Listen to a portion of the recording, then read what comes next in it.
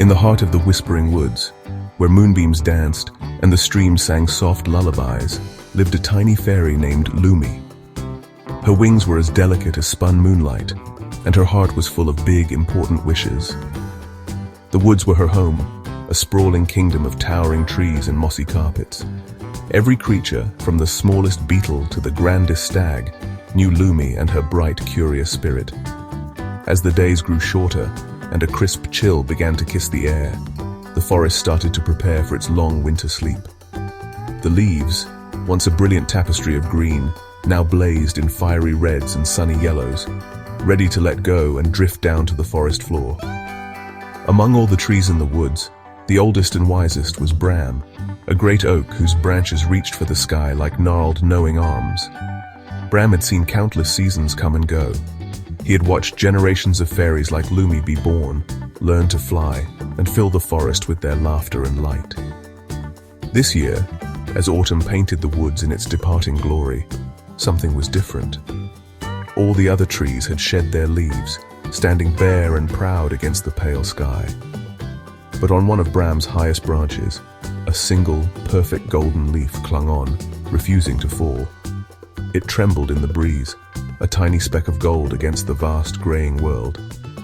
Lumi noticed the leaf right away. You see, dear reader, in the Whispering Woods there was a very special tradition. The very last leaf of autumn held a powerful magic.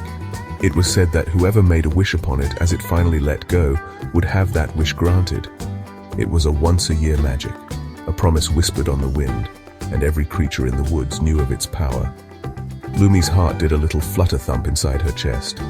She had a wish, a very big, very important wish she had been saving all year long, and that golden leaf was her only chance to make it come true. The wind, a playful and sometimes mischievous friend, swirled through the woods. It rustled the bare branches of the other trees, making them sigh and creak. The wind tickled the ferns and sent dandelion seeds spinning on grand adventures. It tried to coax the golden leaf from Bram's branch, whispering, "Come now, little one. It is time, let go." But the leaf held fast. Bram seemed to be holding it with a strength that defied the changing seasons. The wind sighed, a gusty, mournful sound, and moved on, leaving the single golden leaf to shimmer alone, a beacon of hope for a little fairy with a very big wish. Lumi's wish was a secret she held close to her heart, like a tiny, warm pebble in her pocket. She wanted, more than anything in the whole wide world, to have a star of her own. Not just to look at from afar, but a real, tiny star that she could keep in a jar. One that would fill her little acorn home with a soft, silvery light all through the long, dark winter. She imagined talking to it, telling it stories, and its gentle glow would be a constant friend. This was not a small wish for a small fairy. It was a grand wish, a wish as big as the night sky itself, and the last leaf was her only hope. Every day, Lumi would fly up to the branch where the golden leaf fluttered. She would sit nearby, her tiny feet dangling, and watch it with hopeful eyes. "Please, leaf," she would whisper, her voice as soft as a moth's wing. "It's time to fly. I have a wish waiting for you." She would tell the leaf all about her dream of a star, how she would care for it, and how it would make the winter less lonely. She believed that if the leaf understood how important her wish was, it might just let go for her. But the leaf only trembled, its golden surface catching the pale sunlight, and held on even tighter to Bram's branch. As the days turned into a week, Lumi grew a little impatient. The air was getting colder, and soon the first snow would arrive, blanketing the woods in white. She tried to persuade the wind to help her more. "Blow a little harder, please," she would plead. Just a little puff. The wind would oblige with a gust, making the leaf dance and spin wildly, but it would not break free.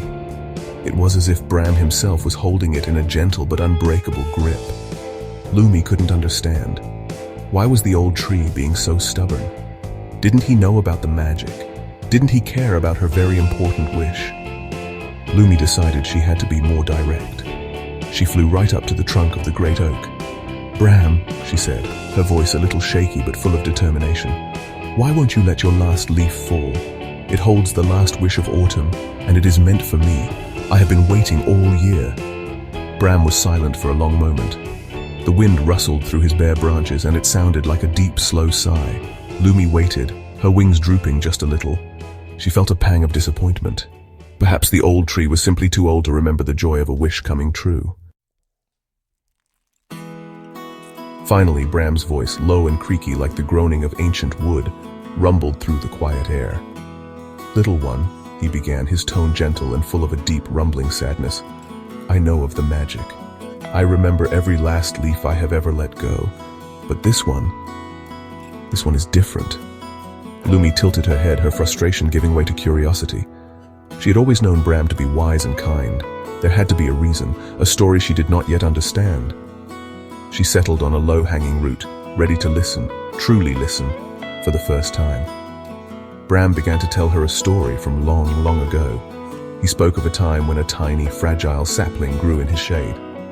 This sapling was not an oak, but a beautiful, slender birch tree with bark as white as snow. He had watched over her, protecting her from harsh winds and scorching sun. They were the best of friends, sharing stories through the rustling of their leaves. The little birch tree loved the sun more than anything, and her greatest joy was feeling its warmth on her leaves.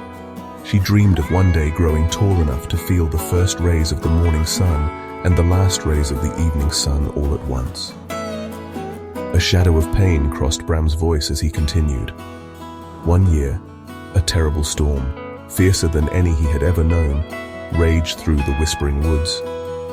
Bram had held strong, his roots deep in the earth, but the little birch was too young, too slender. The storm broke her.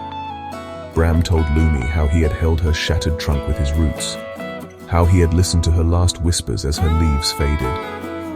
Her last wish, spoken to him on the wind, was to feel the warmth of the golden autumn sun on a leaf one last time. But the storm had taken all of her leaves away. "And so, little fairy," Bram concluded, his voice barely a whisper, "every year since, I hold on to one last leaf for her. I hold it as long as I can, until the very last moment of autumn, hoping her spirit can see it. I want her to have this one last piece of sunshine before the winter comes. It is not a wish for me, Lumi. It is a memory. It is a promise I made to a friend I could not save." Lumi looked up at the single golden leaf, and now she did not see her own wish. She saw a tiny birch tree, and she felt the deep, unending love of an old oak. Lumi's heart, which had been so full of her own desire for a star, now felt heavy with Bram's story. Tears welled in her eyes, not for her lost wish, but for the old tree's long-held sorrow and his beautiful, selfless promise. The star in the jar seemed like such a small, silly thing now, compared to a friendship that had lasted beyond a lifetime. She understood that some things were far more important than even the biggest, most sparkling wishes. Love, memory, and kindness. These were a magic all their own, a magic that did not need a special leaf to work. She flew up to the golden leaf one last time, her wings making almost no sound. She gently touched its edge. "I understand, Bram," she whispered, her voice thick with emotion. She turned her face to the sky, closed her eyes, and let go of her wish for a star. Instead, she made a new wish, a wish for Bram. "I wish," she said softly. Her words carried on the breeze for only Bram and the wind to hear, "that your friend, the little birch tree, can feel the sun on this leaf.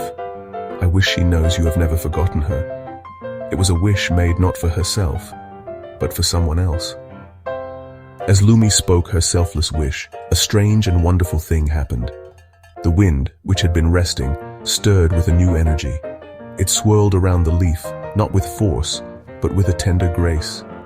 It lifted the leaf from Bram's branch as gently as a mother lifting a sleeping child. The leaf did not fall. It floated, spinning slowly, glowing with a light so bright and warm it seemed to hold all the sunlight of the entire autumn. It was a light brighter than any star Lumi could have ever imagined. The forest, which had been slipping into the grey of twilight, was suddenly bathed in a soft golden radiance. The glowing leaf drifted through the woods, and wherever its light touched, a little spark of warmth remained. It finally came to rest on the forest floor, right where the little birch tree once stood, and then it peacefully dissolved into 1,000 points of light. A deep, contented sigh echoed from Bram, and for the first time in a very long time, he sounded truly at peace.